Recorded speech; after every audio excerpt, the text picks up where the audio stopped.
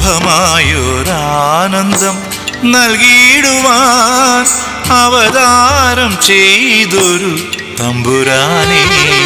ശുഭമായൊരാനന്ദം നൽകിയിടുവാൻ അവതാരം ചെയ്തൊരു തമ്പുരാനേ. ആനന്ദപ്പൂമധു നൽകിടുന്ന കാരുണ്യക്കാതലെ തമ്പുരാനേ, തമ്പുരാനേ, തമ്പുരാനേ. ശുഭമായൊരാനന്ദം നൽകിയിടുവാൻ അവതാരം ചെയ്തൊരു തമ്പുരാനേ.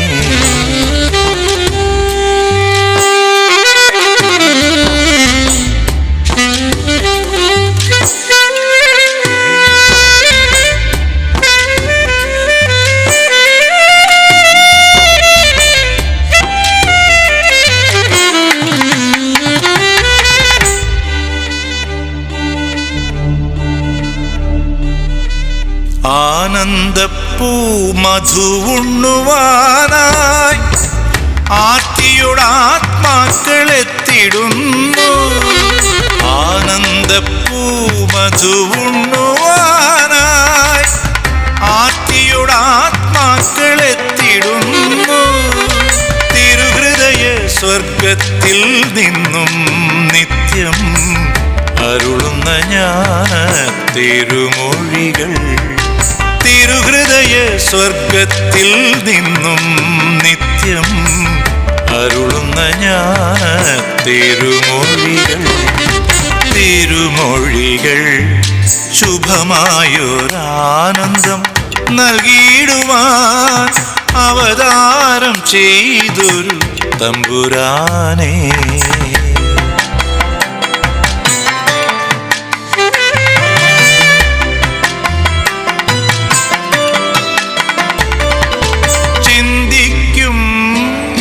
ഹൃദയങ്ങളിലെപ്പോഴും മാധുര്യമേറുന്നു തമ്പുരാനേ.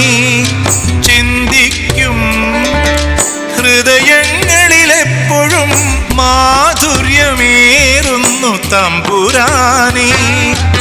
ആനന്ദഗീതങ്ങൾ പാടി സ്തുതിക്കുമ്പോൾ ആനന്ദപ്പൂമധു നൽകിയിടുന്നു. ആനന്ദപ്പൂമധു നൽകിയിടുന്നു, നൽകിയിടുന്നു.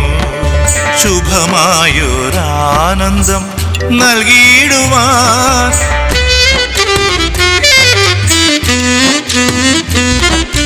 അവതാരം ചെയ്തൊരു തമ്പുരാനേ.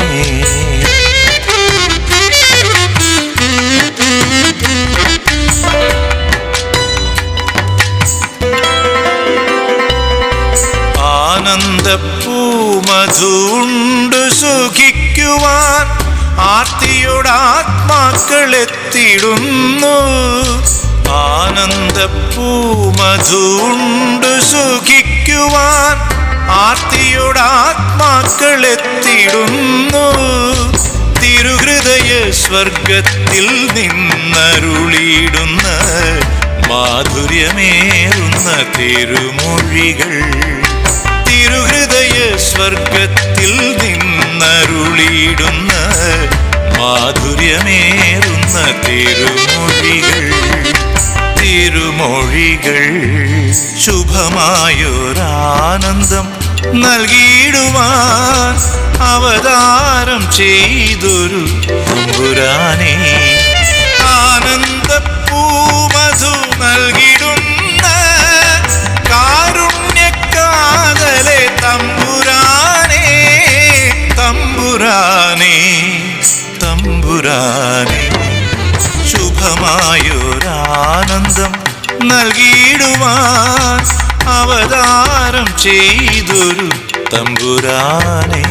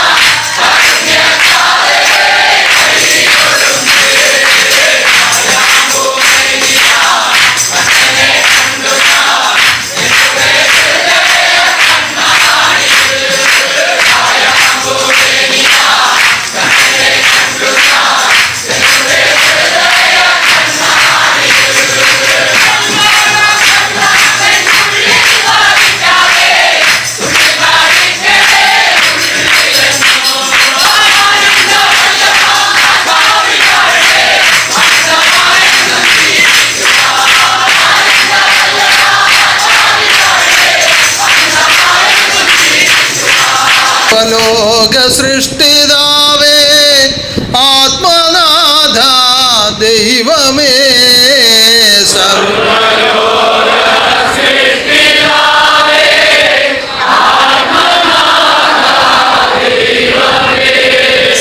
സർവലോക സൃഷ്ടിതാവേ ആത്മനാഥ ദൈവമേ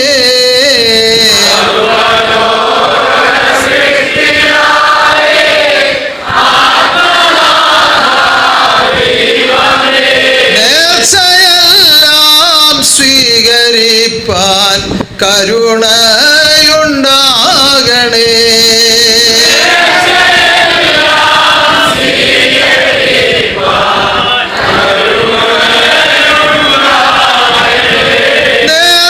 നേർച്ചയെല്ലാം സ്വീകരിപ്പാൻ കരുണയുണ്ടാകണേ.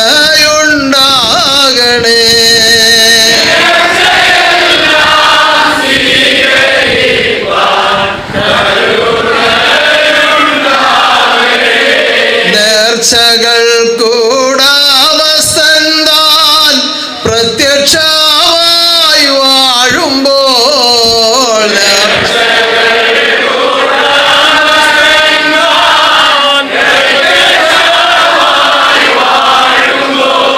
നേർച്ചകൾ കൂടാമസന്താൻ പ്രത്യക്ഷമായി വാഴുമ്പോൾ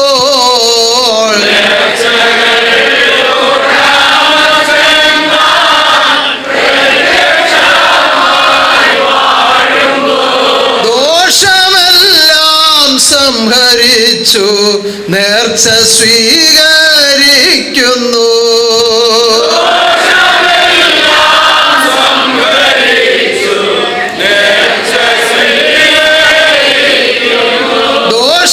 ദോഷമെല്ലാം സംഹരിച്ചു നേർച്ച സ്വീകരിക്കുന്നു.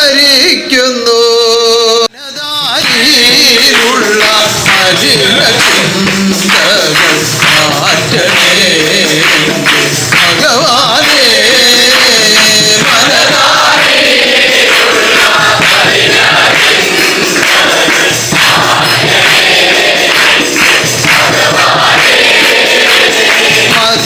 മതിവരാതുള്ള പരമാനന്ദത്തെ അനുണയാലെന്നിൽ നൽകണേ.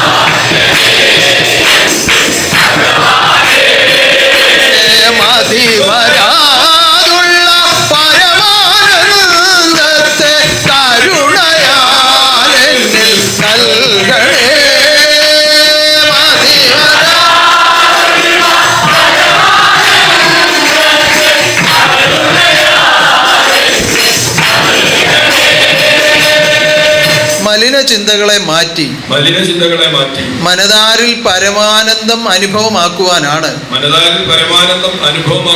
പരമഗുരു ഈ പരലോകം വിട്ട് ഇഹലോകത്തിൽ താണിറങ്ങി വന്ന് വാഴുന്നത്. പരലോകം വിട്ടു വന്നു എന്ന് പറയുമ്പോൾ ഈ മർത്യശരീരത്തിലേക്ക് എഴുന്നള്ളി വന്നതുകൊണ്ടാണ് അങ്ങനെ പറയുന്നത്. എന്തുകൊണ്ട്? മർത്യ ശരീരം ഈ ലോകമാണ്. മർത്യശരീരം ഈ ലോകമാണ്. അല്ലായെങ്കിൽ പരമാത്മാവ് ഇരിക്കുന്നിടമാണ് പരലോകം. അല്ലായെങ്കിൽ പരമാത്മാവ് ഇരിക്കുന്നിടമാണ് പരലോകം. അപ്പോൾ സർവ്വതും പരലോകം തന്നെയാണ്. അപ്പോൾ സർവ്വവും പരലോകം ഈ തന്നെയാണ്. പരലോകം വിട്ട് ഇഹലോകത്തിൽ വന്നു എന്ന് പറയുമ്പോൾ, പരലോകം വിട്ട് താൻ ഇഹലോകത്തിൽ വന്നു എന്ന് പറയുമ്പോൾ, പരമാത്മാവിന്റെ സ്വന്തം രൂപത്തെ, പരമാത്മാവിന്റെ സ്വന്തം രൂപത്തെ ഒരു മർത്യശരീരത്തിലേക്ക് ആവാഹിച്ചിരുത്തിക്കൊണ്ട്, മർത്യശരീരത്തിലേക്ക് ആവാഹിച്ചിരുത്തിക്കൊണ്ട്, മർത്യജന്മങ്ങൾക്ക് വേണ്ടുന്നതായ പരമാനന്ദത്തെ പകർന്നു കൊടുക്കുവാൻ തീരുമാനിച്ചു വാഴുന്നു എന്നാണ് അർത്ഥം. മർത്യജന്മങ്ങൾക്ക് ആവശ്യമായ പരമാനന്ദത്തെ പകർന്നു കൊടുക്കുവാൻ ഭഗവാൻ തീരുമാനിച്ചു എന്നാണ് അതിന്റെ അർത്ഥം. അത് തീരുമാനിച്ചു വാഴുന്നു എന്നാണ് അർത്ഥം. തീരുമാനിച്ചു വാഴുന്നു എന്നാണ് അതിന്റെ അർത്ഥം. അപ്രകാരം മർത്യശരീരത്തിലേക്ക് ഉദയമായി വാഴുന്നത് കൊണ്ടാണ് അങ്ങനെ പറയുന്നത്. മർത്യശരീരത്തിലേക്ക് ഉദയമായി വാഴുന്നതുകൊണ്ടാണ് അങ്ങനെ. സർവ്വതും ബ്രഹ്മമാണ്. സർവ്വതും ബ്രഹ്മമാണ്. ബ്രഹ്മമല്ലാതൊന്നും ഇഹലോകത്തിൽ കാണുവാനില്ല. ബ്രഹ്മമല്ലാതൊന്നും ഇഹലോകത്തിൽ കാണുവാനില്ല. ഇതെല്ലാം സത്യമാണെങ്കിലും, ഇതെല്ലാം സത്യമാണ്, അത് ആത്മാക്കൾക്ക് അനുഭവമാകണമെങ്കിൽ ആത്മാക്കൾക്ക് അനുഭവമാകണം. ഒരു രൂപം ധരിച്ച് താൻ തന്നെ വന്നത് അറിയിച്ചെങ്കിലേ അറിയുവാൻ സാധ്യമാകൂ. രൂപം ധരിച്ച് താൻ തന്നെ വന്നത് അറിയിച്ചെങ്കിലേ അറിയുവാൻ സാധ്യമാകൂ. ഈ ഭൂമിയിൽ എല്ലായിടത്തും വെള്ളമുണ്ട്. ഈ ഭൂമിയിൽ എല്ലായിടത്തും വെള്ളമുണ്ട്. അപ്പൊ ഒരാളിന് ദാഹജലം വേണമെന്ന് കണ്ടാൽ, ഒരാളിന് ദാഹജലം വേണമെന്ന് കണ്ടാൽ പെട്ടെന്ന് ഭൂമി കുഴിച്ച് വെള്ളം എടുത്ത് കുടിക്കാൻ കഴിയില്ല. പെട്ടെന്ന് ഭൂമി കുഴിച്ച് വെള്ളം എടുത്ത് കുടിക്കുവാൻ കഴിയില്ല. അതിനെന്ത് വേണം? അതിനാവശ്യമായ നിലയിൽ ഒരു കിണറോ അല്ലെങ്കിൽ ഒരു കുളമോ ഒരു ജലാശയമോ നമ്മൾ കരുതി സൂക്ഷിച്ച് ജീവിച്ചെങ്കിലേ പറ്റുകയുള്ളൂ. ഒരു കിണറോ ഒരു കുളമോ ഒരു ജലാശയമോ നമ്മൾ കരുതി സൂക്ഷിച്ച് ജീവിച്ചെങ്കിലേ പറ്റുകയുള്ളൂ. അപ്പൊ അതിനുവേണ്ടി ആദ്യകാലങ്ങളിൽ കുളങ്ങളെയായിരുന്നു ആശ്രയിക്കുന്നത്. അന്ന് ആളുകൾ അറിവില്ലാത്തവർ പറയും കുളത്തെ ആരാധിക്കുന്നു എന്ന് ആക്ഷേപിക്കുമായിരുന്നു.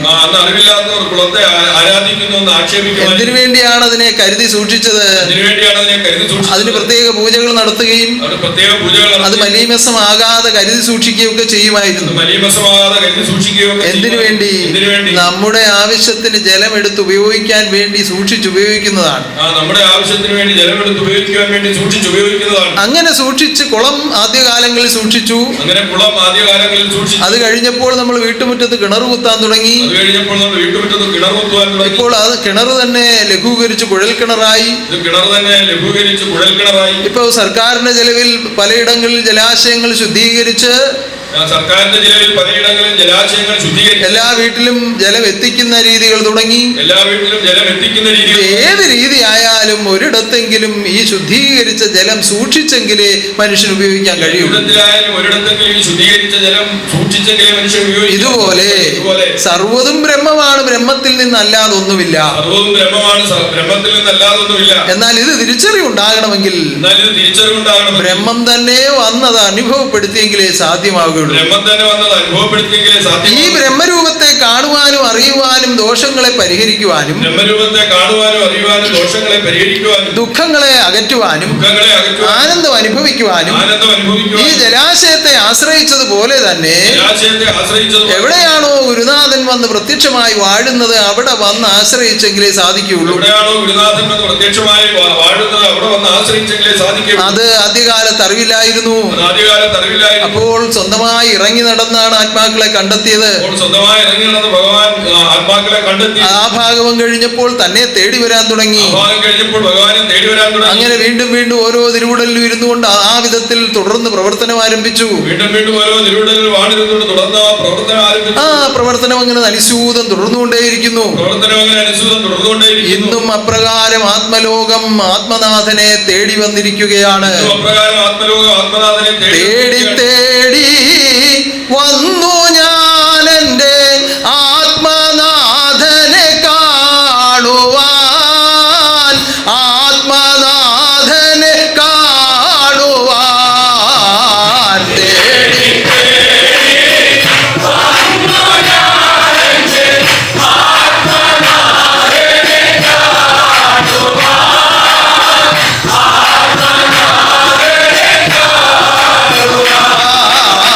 തേടി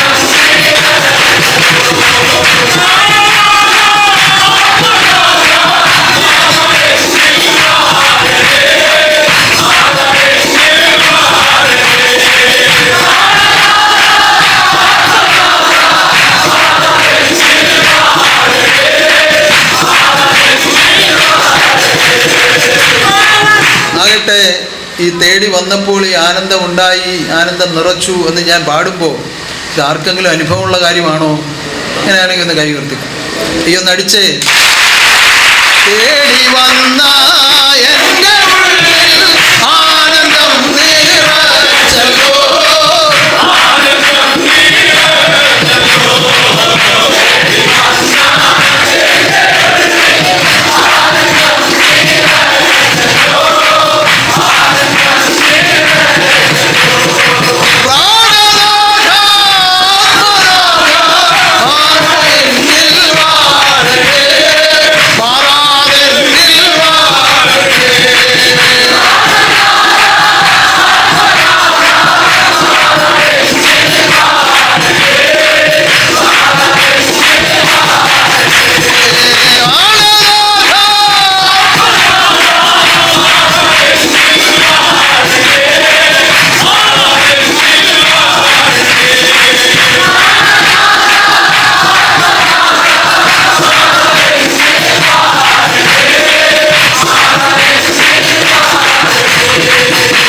മാറാതെ വാഴാം, ആനന്ദം എന്നും ദാനം ചെയ്യാം.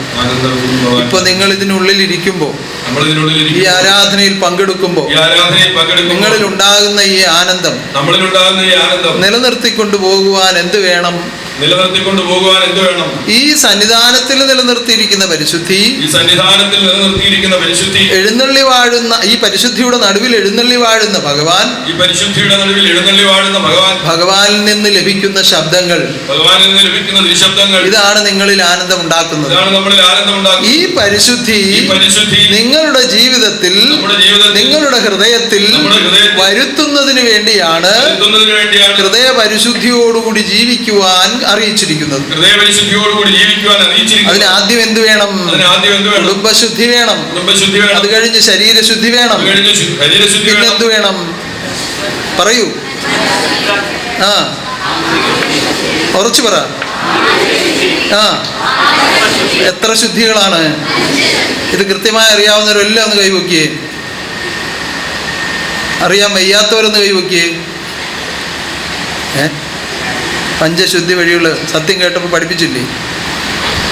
ഇപ്പൊ കുടുംബശുദ്ധി, ശരീരശുദ്ധി, ചിന്താശുദ്ധി, ആന്തരിക ശുദ്ധി, ആത്മശുദ്ധി, ഇത്ര 4 ശുദ്ധി വഴികൾ കഴിയുമ്പോഴാണ് ആത്മം ശുദ്ധമാകുന്നത്.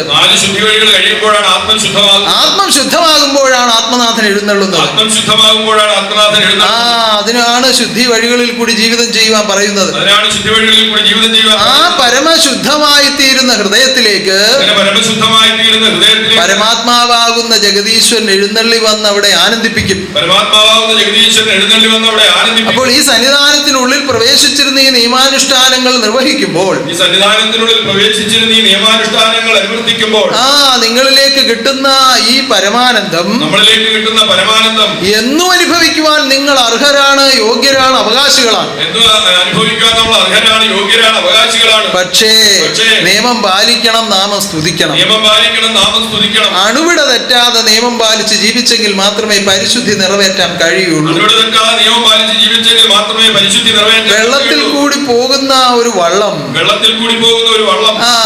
വഞ്ചിക്കാരൻ നോക്കുമ്പോൾ എന്തോ ഒരു നനവ് വള്ളത്തിനകത്തുണ്ട്. കാര്യമായിട്ടൊന്നും ഇല്ല, ഒരു ചെറിയ നനവേ ഉള്ളൂ. പക്ഷെ എന്തോ ഒരു ചെറിയ ദ്വാരം വീണിട്ടുണ്ടെന്ന് അദ്ദേഹത്തിന് അറിയാം. കാര്യമാക്കിയില്ല, മുമ്പോട്ട് പോയി. കുറച്ചു ദിവസം അങ്ങനെ പോകുമ്പോ എന്തായി തീരും? ആ ചെറിയ ദ്വാരം അങ്ങ് വലുതാകും. പിന്നെന്ത് പറ്റും? വള്ളം വെള്ളത്തിൽ മുങ്ങിപ്പോകും. പിന്നെ അത് എടുക്കണമെങ്കിൽ വേറെ പ്രക്രിയകളൊക്കെയാണ്. ഈ സംസാര സാഗരത്തിൽ ജീവിച്ചു പോകുന്ന ഈ മർത്യനാകുന്ന വഞ്ചിയെ,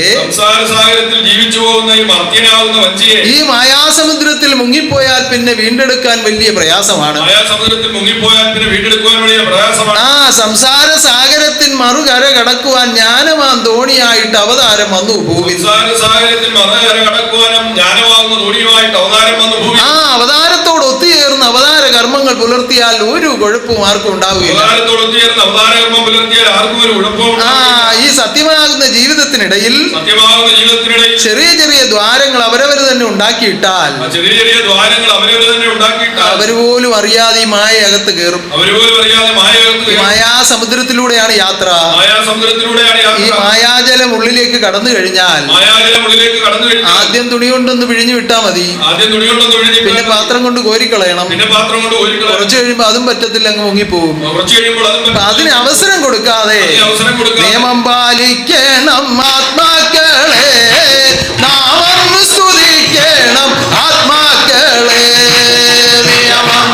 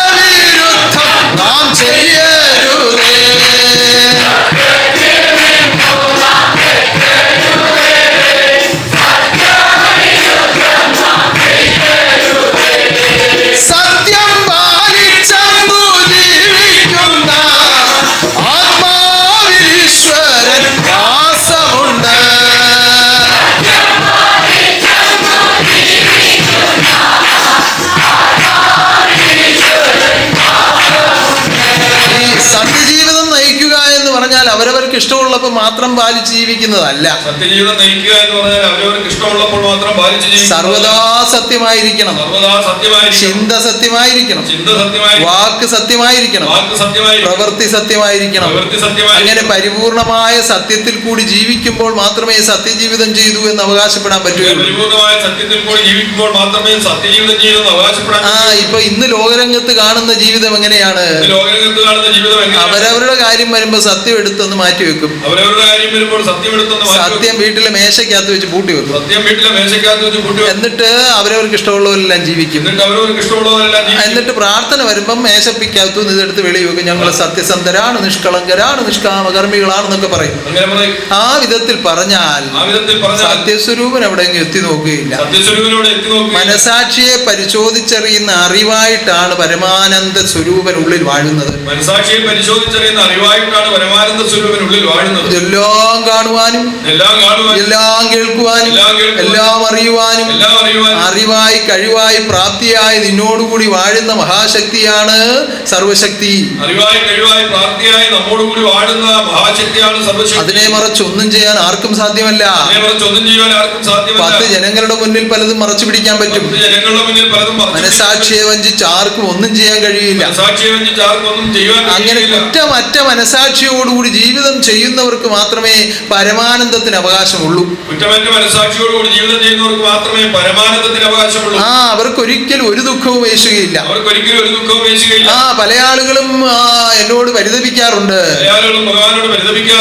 ഞാൻ ഇന്ന പോലൊക്കെ ചെയ്യുന്ന ആളാണ്, എന്നിട്ടും എനിക്ക് ദുഃഖം വന്നു. രോഗം വന്നു. എന്റെ കുഞ്ഞുങ്ങൾ ഞാൻ അനുസരിക്കുന്നില്ല. ഒരു വിധത്തിലും അവര് യാതൊരു വിധത്തിലും അനുസരിക്കുന്നില്ല എന്നൊക്കെ പലരും പരിതപിക്കാറുണ്ട്. എന്തുകൊണ്ടാണ് ഇത് സംഭവിക്കുന്നതെന്ന് അവരവരൊരിക്കലും ആലോചിക്കുകയില്ല. ഈ ജന്മം അനുവദിക്കുന്നത് വളരെ കൃത്യമായ കണക്കുകൂട്ടലുകളോടുകൂടിയാണ്. മനുഷ്യനേത്രങ്ങൾ കൊണ്ട് കാണാൻ പറ്റാത്ത വിധം,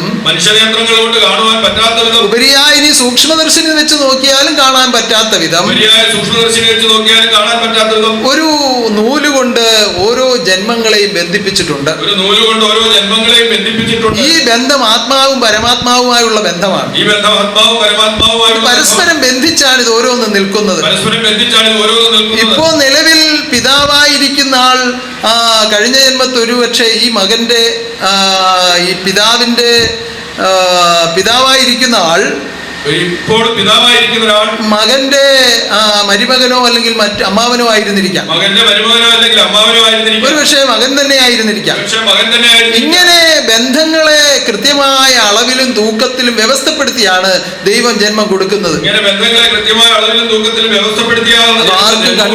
ആർക്കും കണ്ടുപിടിക്കാനോ നിയന്ത്രിക്കാനോ പറ്റുന്നതല്ല. സൃഷ്ടാവിനുള്ള ഒരു അധികാരങ്ങൾ സൃഷ്ടികൾക്ക് ഒട്ടുമേ നൽകിയില്ല. അപ്പൊ ഒരു മകൻ അല്ലെങ്കിൽ ഒരു മകൾ ഒരാളിന് ജന്മമെടുക്കുമ്പോൾ, ഒരു മാതാപിതാക്കൾക്ക് ജന്മമെടുക്കുമ്പോൾ ആ മക്കളിൽ നിന്ന് അനുഭവിക്കേണ്ടുന്നതായ സുഖങ്ങളുടെയും ദുഃഖങ്ങളുടെയും കണക്ക് കൃത്യമായി കണ്ടുകൊണ്ടാണ് അവിടെ ജന്മം കൊടുക്കുന്നത്.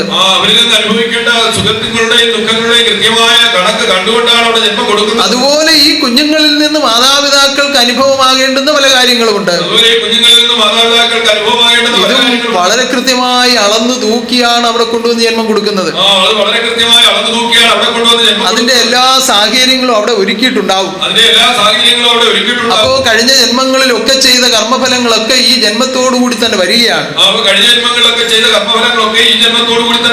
ഇതൊക്കെ പരിഹരിച്ച് നല്ല ഒരു ജീവിതം നയിച്ച് മുന്നോട്ട് പോകണമെങ്കിൽ ഗുരുപാദ സേവയല്ലാതെ മറ്റൊരു മാർഗവുമില്ല. ഇപ്പൊ ഓരോരുത്തർ ശനിദോഷം തീർക്കണം, മറ്റ് അതുപോലെയുള്ള ദോഷങ്ങളൊക്കെ തീർക്കാൻ വേണ്ടി ഓരോ ദേവന്മാരെ കാണുകയും ആരാധിക്കുകയും പൂജ നടത്തുകയൊക്കെ ചെയ്യുന്നുണ്ട്. അപ്പൊ ജ്യോത്സ്യന്മാര് കബഡി നിർത്തും.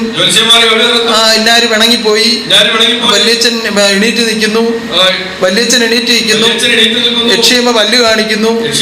ഇങ്ങനെയൊക്കെ ജ്യോത്സ്യന്മാര് പറഞ്ഞ് ആളുകളെ അങ്ങോട്ട് ഭയപ്പെടുത്തും. അപ്പോ ചോദിക്കും, അയ്യോ എന്തോ പരിഹാരം എന്തോ ഉള്ളത്? പറയും ഇന്ന അമ്പലത്തിൽ പോയി ഒരു പൂജ കഴിക്കണം, ഇന്ന അമ്പലത്തിൽ പോയി വിളക്ക് നടത്തണം, ഇന്ന അമ്പലത്തിൽ പോയി പാൽപായസം നടത്തണം, അവരെടുത്ത് തുളസിമാല നടത്തണം. അങ്ങനെ ഒരുപാട് പരിഹാരങ്ങൾ പറഞ്ഞു കൊടുക്കും. ഈ ജീവിച്ചിരിക്കുന്ന ഒരാൾ കൊണ്ടു നടന്ന് ഈ പരിഹാരക്രിയകൾ ചെയ്താൽ, ഈ സൂക്ഷ്മമായി നിൽക്കുന്ന ഈ കാര്യങ്ങൾക്ക് പരിഹാരം ഉണ്ടാകുമെങ്കിൽ, ആ കർമ്മങ്ങൾ കൊണ്ട് ആ വിധത്തിലുള്ള പരിഹാരം ഉണ്ടാകുമെങ്കിൽ, നിങ്ങൾ ഒന്ന് ചിന്തിച്ചു നോക്കണം, അതിനെ നിയന്ത്രിക്കാൻ ആർക്ക് കഴിയും? അവരവർക്ക് തന്നെ കഴിയും. നിങ്ങളുണ്ടാക്കിയ ധനം ഉപയോഗിച്ച് നിങ്ങളുടെ സമയം മെനക്കെടുത്തി നിങ്ങളാണ് നേർച്ച കൊണ്ടുപോയി ചെയ്യുന്നതെങ്കിൽ, അതിന് പരിഹാരം ഉണ്ടാകുന്നു എന്ന് നിങ്ങൾക്ക് അനുഭവമുണ്ടെങ്കിൽ, അനുഭവമുള്ളവരുണ്ടാകാം, അങ്ങനെ അനുഭവം ഇല്ലാത്തവരാണ് പലരും ഇവിടെ വന്നിട്ടുള്ളത്. കാരണം എല്ലായിടത്തും പോയി തോക്കുമ്പോഴാണ് ശുഭാനന്ദാശ്രമത്തിലെ അന്വേഷിക്കുന്നത്. അപ്പൊ ഇതിലൊന്നും അനുഭവം ഇല്ലാതെ വന്നവരാണ് വളരെ കൂടുതൽ ആളുകളും. എന്നാൽ ഇതിലൊന്നും പോകാതെ ഈശ്വര വിശ്വാസമില്ലാതെ ജീവിച്ചവരും ഉണ്ട്. ഏത് വിധത്തിലായാലും ഒരു ആത്മാവിന് തന്റെ കർമ്മഫലങ്ങളെ നിയന്ത്രിക്കാൻ കഴിവുണ്ട്.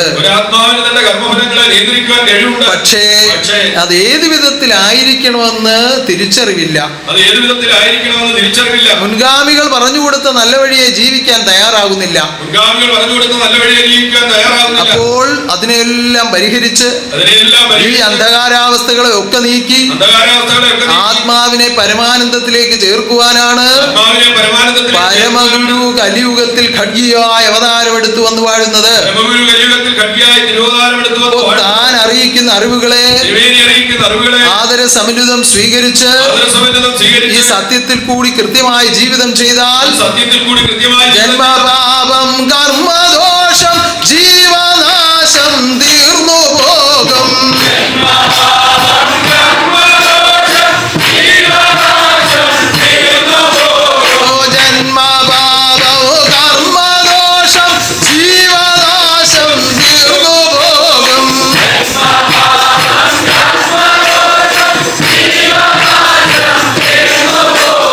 ജന്മിയാകും ഗുരുവിനെ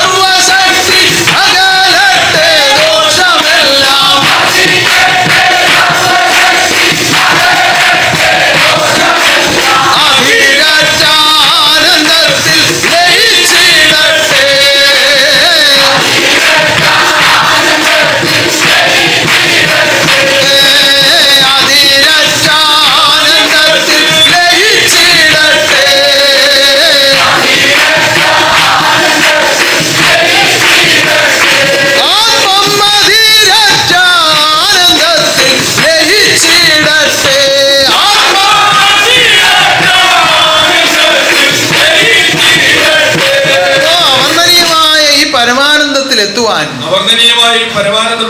ഒറ്റ വഴിയേ ഉള്ളൂ, സത്യം പാലിച്ച് ജീവിക്കുക. അപ്രകാരം സത്യത്തെ പാലിച്ച് സത്യത്തിന്റെ രൂപത്തെ ധ്യാനിച്ച് അതിനെ തന്നെ തപം ചെയ്ത് അതിനെ തന്നെ പൂജിച്ച് സത്യരൂപമായി തീർന്ന ഗുരുപ്രസാദ് ഗുരുദേവന്റെ ജന്മദിനമാണ് നമ്മൾ ഘോഷിക്കുന്നത്. അത് ആത്മലോകത്തിന് ആനന്ദമാണ്. നമ്മൾ ഈ ജന്മനക്ഷത്രം ഓർമ്മയോടുകൂടി ഇത് ആഘോഷിക്കുമ്പോൾ, ഈ വിധത്തിലൊക്കെ ഒരുക്കി ഇത് ആഘോഷിക്കുമ്പോൾ ആനന്ദം ഉണ്ടാകുന്നുവെങ്കിൽ ആ ജന്മം ലോകത്ത് പ്രവർത്തിച്ചതുപോലെ പ്രവർത്തിക്കുകയാണെങ്കിൽ എങ്ങനെയായിരിക്കും? ആ ഓർമ്മയോടുകൂടി എല്ലാവരും കൂടി ഒത്തുചേർന്ന് ഒരു ദിവസം കുറഞ്ഞ സമയം പ്രകാരം ഒത്തുചേർന്നിരുന്ന് പ്രാർത്ഥിക്കുമ്പോൾ ഇതാണ് അവസ്ഥയെങ്കിൽ ആ ജന്മം ലോകത്തിൽ ജീവിച്ചതുപോലെ ജീവിക്കുകയാണെങ്കിൽ എന്തായിരിക്കും അവസ്ഥ? ഓ ആനന്ദം നിത്യാനന്ദം ആത്മാവിലെന്നും, ആനന്ദം നിത്യാനന്ദം ആത്മാവിലെന്നും, ആനന്ദം നിത്യാനന്ദം ആത്മാവിലെന്നും, ആനന്ദം നിത്യാനന്ദം ആത്മാവിലെന്നും, ആനന്ദം നിത്യാനന്ദം ആത്മാവിലെന്നും, ആനന്ദം നിത്യാനന്ദം ആത്മാവിലെന്നും,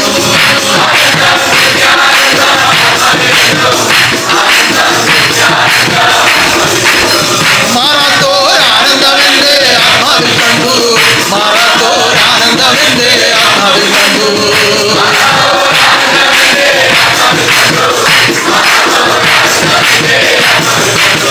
മാറാത്തോരാനന്ദമെന്റെ ആത്മാവിൽ കണ്ടു, മാറാത്തോരാനന്ദമെന്റെ ആത്മാവിൽ കണ്ടു,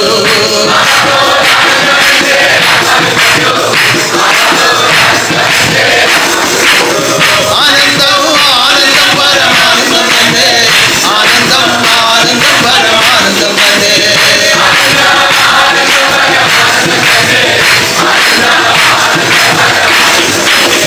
ആനന്ദം ആനന്ദം പരമാനന്ദം തന്നെ, ആനന്ദം ആനന്ദം പരമാനന്ദം തന്നെ.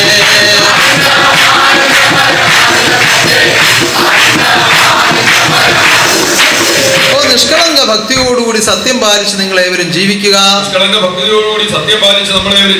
നിങ്ങളിൽ ആത്മബോധം ഉദിക്കട്ടെ, ആനന്ദം നിറയട്ടെ. ആത്മനാഥൻ പ്രത്യക്ഷമായി നിന്ന് 12 വർഷക്കാലം നിങ്ങളെ ദർശിച്ചും അനുഗ്രഹിച്ചും ആനന്ദിപ്പിച്ചും വാണിരുന്ന പൊന്നു തിരുമേനിയുടെ ജന്മനക്ഷത്ര ദിനമാണ് നമ്മൾ ഘോഷിക്കുന്നത്. വളരെയേറെ ദിവസങ്ങളായി നമ്മുടെ സന്താനങ്ങൾ പല ശാഖകളിൽ നിന്നും കൂട്ടം കൂട്ടമായി വന്ന് ആത്മാർത്ഥമായി പല പ്രവർത്തനങ്ങളും ചെയ്ത് ഇന്നത്തെ ദിനത്തിൽ ആവശ്യമായതൊക്കെ ഒരുക്കിയാണ് നമ്മൾ ഇത് ആഘോഷിക്കുന്നത്. ആ ഒരു രൂപയും പ്രതിഫലം പറ്റിക്കൊണ്ടല്ല ഇതൊന്നും ചെയ്യുന്നത്. എന്റെ ഗുരുവിന്റെ ജന്മദിനം ആഘോഷിക്കേണ്ടത് എന്റെ കടമയാണെന്നുള്ള ബോധത്തോടു കൂടിയാണ് ഓരോരുത്തരും വന്ന് പ്രവർത്തിച്ചത്. അങ്ങനെ പ്രവർത്തിച്ച എല്ലാ സന്താനങ്ങളെയും ഈശ്വരൻ ദർശിച്ച് അനുഗ്രഹിക്കുമാറാകട്ടെ. ഇനി തുടർന്നും പൂരം ജന്മനക്ഷത്രത്തിനുള്ള ഒരുക്കങ്ങൾ നമുക്ക് ആവശ്യമുണ്ട്. അതും എന്റെ സന്താനങ്ങൾ ഒത്തുചേർന്ന് എന്ന് നിർവഹിക്കുമ്പോഴാണ് അതിന്റെ പരിപൂർണതയിൽ എത്തുന്നത്. സത്യത്തിൽ നിന്ന് തെറ്റാതെ നിയമം പാലിച്ചുകൊണ്ട് കൃത്യമായി കർമ്മങ്ങളിലൊക്കെ ഏർപ്പെടുമ്പോൾ നിങ്ങൾ ഓരോരുത്തരും ചെയ്യുന്നത് എത്ര ചെറിയ കർമ്മമായാലും എന്റെ ഹൃദയത്തിന് വളരെയേറെ കുളിർമ നൽകും. ആ കോടികൾ കൊണ്ടുവന്ന് സമർപ്പിക്കുന്നതിനേക്കാൾ ആത്മാർത്ഥമായും നിഷ്കളങ്ക ഭക്തിയോടുകൂടിയും ഒരു ഭക്തനോ ഒരു ഭക്തയോ ആത്മാർപ്പണമായ ഒരു കർമ്മം ചെയ്താൽ അത് എന്റെ ഹൃദയത്തിനുണ്ടാക്കുന്ന കുളിർമ വളരെ വലുതാണ്. ആ വിധത്തിൽ ജീവിക്കുവാനും പ്രവർത്തിക്കുവാനുമാണ് എന്റെ സന്താനങ്ങൾ പരിശീലിക്കേണ്ടത്. എന്റെ ഭഗവാന് സുഖം നൽകുന്ന രീതിയിലായിരിക്കണം എന്റെ ജീവിതം. ആനന്ദമേ പരമാനന്ദമേ എന്റെ ഗുരുവിന്റെ സുഖവാഴ്ച ആനന്ദമേ. അതായിരിക്കണം ശിഷ്യന്റെ ലക്ഷ്യം. അങ്ങനെ ഗുരുവിന്റെ സുഖത്തിനും ആരോഗ്യത്തിനും വേണ്ടി ചിന്തിക്കുകയും പ്രാർത്ഥിക്കുകയും ജീവിക്കുകയും ചെയ്യുമ്പോൾ ഗുരുവിന്റെ സുഖത്തിനും ആരോഗ്യത്തിനും വേണ്ടി ചിന്തിക്കുകയും പ്രാർത്ഥിക്കുകയും ജീവിക്കുകയും ചെയ്യുമ്പോൾ ഗുരു തന്നെ നിങ്ങളിൽ എഴുന്നള്ളി നിങ്ങളെ അനുഗ്രഹിക്കുകയും ആരോഗ്യവാന്മാരായി നിലനിർത്തുകയും ദുഃഖദുരിതങ്ങൾ ഒഴിക്കുകയും ചെയ്യും.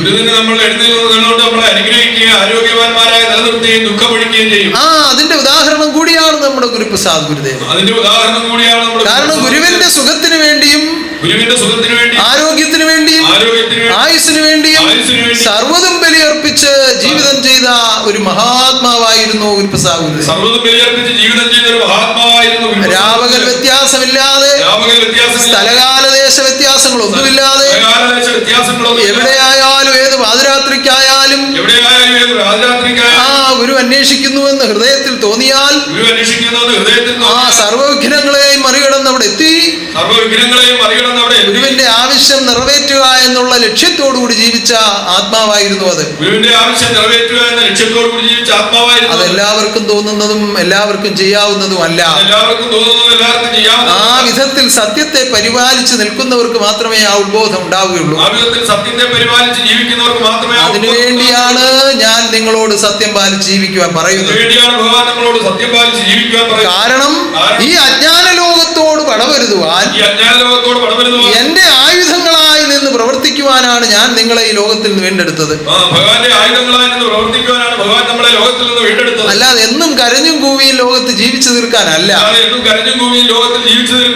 ദുഃഖം എന്താണ്, സുഖം എന്താണ്, ദുഃഖം വരുന്ന വഴി എന്താണ്, സുഖം വരുന്ന മാർഗം ഏതാണ്, ഇതെല്ലാം വളരെ കൃത്യമായി പറഞ്ഞു പഠിപ്പിച്ചാണ് നിങ്ങളെ മുന്നോട്ട് കൊണ്ടുപോയിക്കൊണ്ടിരിക്കുന്നത്. ഇത് വേണ്ട വിധത്തിൽ അറിഞ്ഞാണ് നിങ്ങൾ ജീവിക്കുന്നതെങ്കിൽ ദുഃഖം വരുമ്പോൾ നെഞ്ചത്തടിച്ച് കരയുകയില്ല, സുഖം വരുമ്പോൾ അമിതമായി സന്തോഷിക്കുകയുമില്ല. രണ്ടും ഒന്നുപോലെ കൈകാര്യം ചെയ്ത് പോകുവാനുള്ള ഒരു ആത്മസംയമനം ആത്മാവിൽ ഉണ്ടാകും. അതാണ് എന്റെ ശിഷ്യന്മാരുടെ പ്രത്യേകത. ആ വിധത്തിലായിരിക്കണം നിങ്ങൾ ഓരോന്നും ചെയ്യുന്നത്. ചില ആളുകളുടെ വിചാരം ചെറിയ കാര്യം പോലും വന്ന് ഭഗവാനോട് പറഞ്ഞില്ലെങ്കിൽ ഇതെല്ലാം തകർന്നു പോകുന്നതാണ്. വീട്ടിലെ ആട് കഴിഞ്ഞ ദിവസം പഴുത്ത പ്ലാവില തിന്നില്ല, പച്ചപ്ലാവില മാത്രമേ തിന്നുള്ളൂ. ഇങ്ങനെയുള്ള നിസാരങ്ങളായ കാര്യങ്ങളൊക്കെയാണ് ഓരോരുത്തരും കൊണ്ടുവന്ന് ഉണർത്തിക്കുന്നത്. കാരണം ആ മനസ്സിന്റെ ഇളക്കമാണ് ആ വിധത്തിൽ ചിന്തിപ്പിക്കുന്നത്. ആറങ്ങി എത്തുപോയാൽ എത്ര രൂപയാണ് നഷ്ടമാകുന്നത്? അത് ജീവിതമാർഗത്തിന് വേണ്ടിയാണ്. പക്ഷേ എന്റെ ഗുരു കരുതുമെന്ന വിശ്വാസത്തിലേക്ക് ഉറയ്ക്കാൻ ആ മനസ്സിന് കഴിയുന്നില്ല. ഒരു ശിഷ്യന്റെ സർവ്വവിധത്തിലുമുള്ള കാര്യങ്ങളെ നിർവഹിക്കുവാൻ കഴിഞ്ഞ ഞായറാഴ്ച ഞാൻ പറഞ്ഞതുപോലെ ഭക്തന്മാർക്ക് ദാസനായിട്ടാണ് ഭഗവാൻ എന്നും വാഴുന്നത്. പക്ഷേ ഭക്തനായിരിക്കണം, അല്ലെങ്കിൽ ഭക്തയായിരിക്കണം.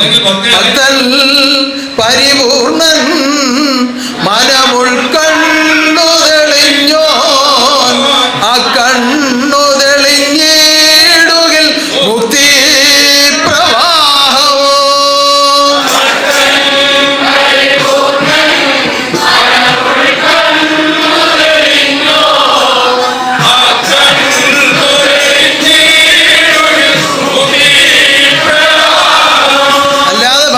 ഭക്തനെന്നോ വിളിച്ചാ ഭക്തനാവുകയില്ല. അകക്കണ്ണ് തെളിയണം. അതിനെന്ത് വേണം? സത്യവും ധർമ്മവും പൂർത്തീകരിക്കണം. അതാണ് ഞാൻ ഈ പറയുന്നത്. സത്യം പാലിക്കണം, നിയമം പാലിക്കണം എന്നൊക്കെ പറയുന്നത് അതിനു വേണ്ടിയാണ്. അങ്ങനെ ഉൾപ്രകാശം ഉദിക്കട്ടെ, ഉൾസ്വരൂപം തെളിയട്ടെ. ഉൾപ്രകാശം ഉദിക്കട്ടെ, ഉൾസ്വരൂപം തെളിയട്ടെ. ഉൾപ്രകാശം ഉദിക്കട്ടെ, ഉൾസ്വരൂപം തെളിയട്ടെ. ഉള്ളവൻ നിന്റെ ഉൾക്കാമ്പിൽ അങ്ങെപ്പോഴും വസിച്ചിടട്ടെ. ഉൾപ്രകാശം തെളിയട്ടെ, ഉൾസ്വരൂപം തെളിയട്ടെ.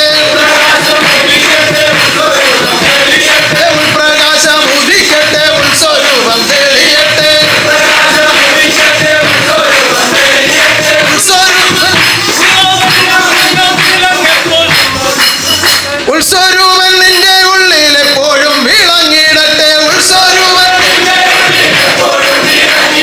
ഉൾസ്വരൂപൻ നിന്റെ ഉള്ളിൽ എപ്പോഴും വിളങ്ങിടട്ടെ.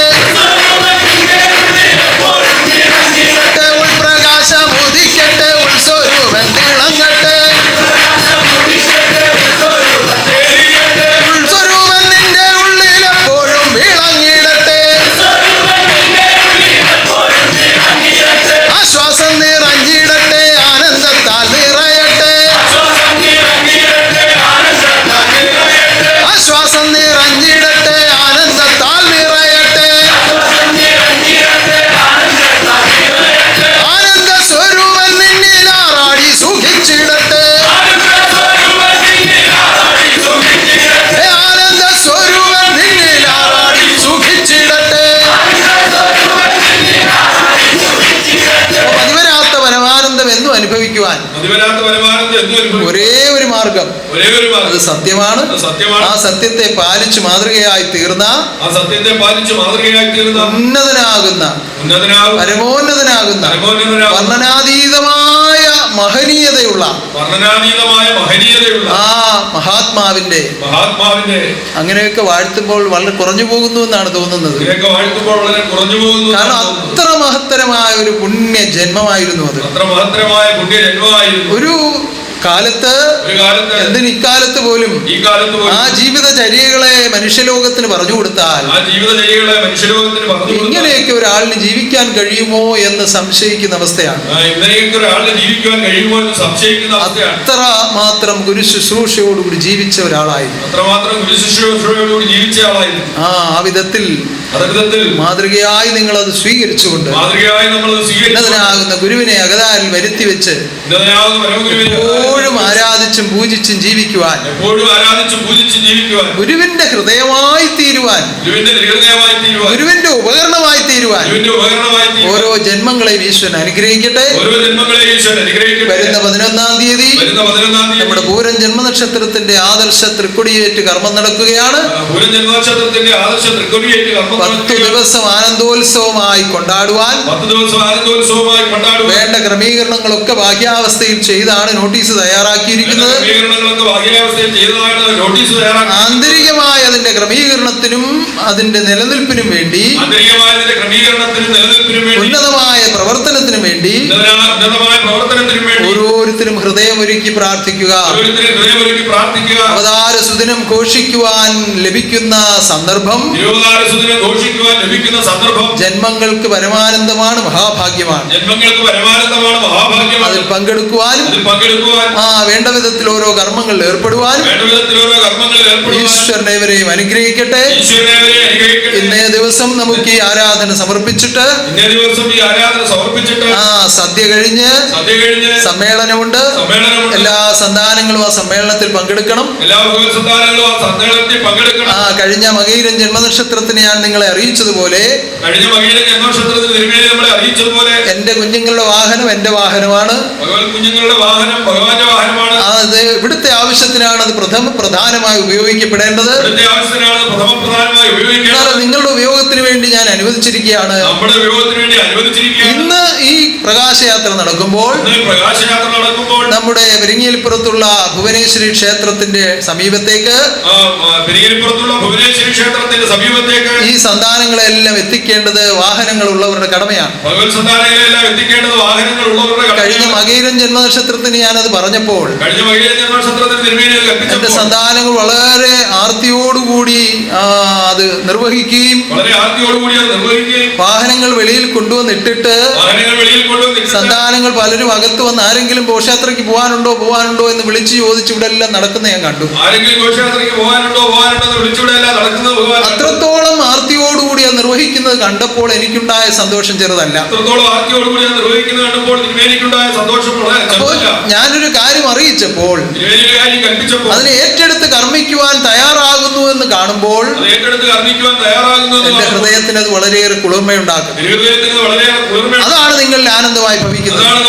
അങ്ങനെ ഇന്നത്തെ ദിനത്തിലും ആ കർമ്മങ്ങൾ നിങ്ങൾ അനുഷ്ഠിക്കുക. അങ്ങനെ ഇന്നത്തെ ദിനത്തിലും ആ കർമ്മങ്ങൾ നമ്മൾ സമ്മേളനം നടന്നുകൊണ്ടിരിക്കുമ്പോൾ അവിടെ അലങ്കോലം ഉണ്ടാകാത്ത വിധത്തിൽ അവിടെ ഇരിക്കുന്നവരൊക്കെ അവിടെ ഇരിക്കുകയും സമീപത്തൊക്കെ നിൽക്കുന്നവര് ഘോഷയാത്രയ്ക്ക് ആദ്യം പോവുകയും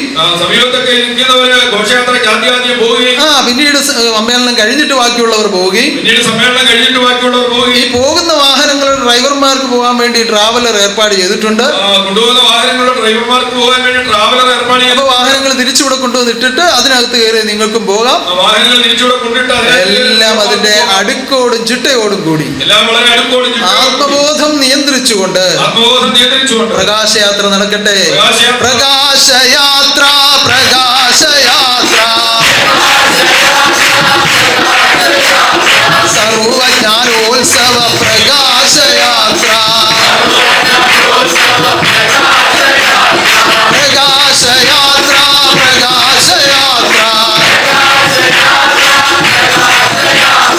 സർവജ്ഞാനോത്സവ പ്രകാശയാത്ര ഭക്തരമാത്മകൾ ഒത്തുചേർന്നിട്ട് ഭക്തരമാത്മകൾ ഒത്തുചേർന്നിട്ട് ഭക്തരമാത്മകൾ ഒത്തുചേർന്നിട്ട് ഭഗവാനെ സ്തുതിക്കുന്ന പ്രകാശയാത്ര ഭക്തരമാത്മകൾ ഒത്തുചേർന്നിട്ട് ഭഗവാനെ സ്തുതിക്കുന്ന പ്രകാശയാത്ര ഉത്സവയാത്ര സർവജ്ഞാനയാത്ര ഉത്സവയാത്ര സർവജ്ഞാനയാത്ര ശുഭാനന്ദാദർശ പ്രകാശയാത്ര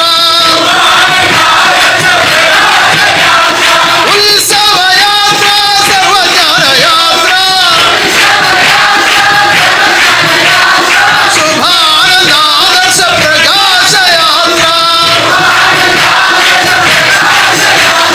ശുഭാനന്ദാദർശ പ്രകാശയാത്ര അതിമഹത്തരമായി പ്രകാശയാത്ര നടത്തപ്പെടട്ടെ. അതിന് പ്രകൃതി തുണയായി നിൽക്കട്ടെ. സർവ്വദേവീ ദേവന്മാരും ദൂതപരമ്പരകളും ഇതാ അണിനിരന്ന് നിൽക്കുകയാണ്. ആത്മലോകം ഒത്തുചേർന്ന് ആനന്ദിക്കുവാൻ ഈശ്വരൻ അനുഗ്രഹിക്കട്ടെ. ഉന്നതമായ നമ്മുടെ മഹാഗോപുരത്തിൽ ഇന്ന് 117 ദീപങ്ങൾ തെളിയിച്ച് ആണ് രാവിലെ എന്നെ അങ്ങോട്ട് എതിരേറ്റത്. അവിടെ പ്രത്യേക സ്വീകരണവും ആരാർപ്പണവും നേർച്ച സമർപ്പണവും പ്രാർത്ഥനയും ഒക്കെ നടത്തി എല്ലാം ഉന്നതമായത് പൂർത്തീകരിക്കുന്നതിന് വേണ്ടി സങ്കല്പിച്ചുകൊണ്ട് ചെയ്യുന്നതാണ്. ഉന്നതമായി അതെല്ലാം പൂർത്തീകരിക്കുവാൻ സർവശക്തി ആ മഹാകാരുണ്യം ചൊരിയട്ടെ. അതിനുവേണ്ടി ഒരു അത്ഭുത ജന്മത്തെ ഈശ്വരൻ സ്വീകരിച്ചിവിടെ നിലനിർത്തിയിരിക്കുന്നു. ഓരോരോ കർമ്മങ്ങളിൽ ഏർപ്പെട്ടിരിക്കുകയാണ്. ഉന്നതമായ കർമ്മങ്ങളെല്ലാം ഈശ്വരൻ സ്വീകരിച്ച് ആയുസ്സോടെയും ആരോഗ്യത്തോടെയും എന്നും നിലനിർത്തട്ടെ. രാജഗോപാലൻ ഭക്തനെയും ആ കുടുംബത്തെയും സ്ഥപതികളെയും ശില്പികളെയും എല്ലാം ഈശ്വരന്റെ തൃക്കരങ്ങൾ എപ്പോഴും കരുതി സൂക്ഷിക്കട്ടെ. നിങ്ങൾ ഓരോരുത്തരും അർപ്പിച്ച നേർച്ചകളെല്ലാം ഞാനിതാ സ്വീകരിക്കുന്നു. എല്ലാ സങ്കടങ്ങളെയും എല്ലാ ദുഃഖങ്ങളെയും എല്ലാ പാപഭാരങ്ങളെയും മാറ്റി പരമാനന്ദ സ്വരൂപൻ നിങ്ങൾ എഴുന്നള്ളി വാഴുമാറാകട്ടെ. തുടർന്ന് വരുന്ന സർവകർമ്മങ്ങളും ഉന്നതമായി നടത്തുവാൻ അതിലെല്ലാം ഒന്ന് ബന്ധിക്കുവാൻ ബന്ധുവാകുന്ന ദൈവം നിങ്ങളെല്ലാം അനുഗ്രഹിക്കട്ടെ, ആനന്ദിപ്പിക്കട്ടെ, അനുഗ്രഹിക്കട്ടെ. ആത്മനാഥൻ എന്നും നിങ്ങൾക്കായി ലോകത്തിൽ വാഴുമാറാകട്ടെ.